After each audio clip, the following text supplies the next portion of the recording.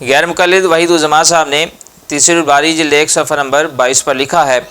کہ ایک مرتبہ سمرقند میں بارش کا قحط ہوا تو لوگوں نے کئی بار بارش کی دعا کی لیکن بارش نہ ہوئی، تو نیک آدمی نے قاضی سمرقند سے کہا کہ میں تمہیں ایک رائے دیتا ہوں، ایسا کرو کہ سب لوگوں کو اکٹھا کرو اور امام بخاری رحمہ کے مزار شریف پر جاؤ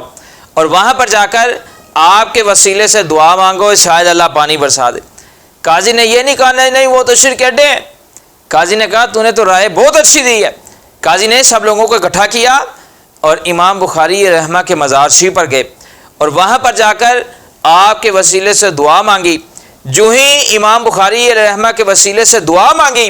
اسی وقت رب کائنات نے بارش برسانا شروع کر دی اور اتنی شدت کی بارش ہوئی کہ 7 دن تک بارش ہوتی رہی۔ شروع اسلام سے مسلمانوں کا یہ عقیدہ ہے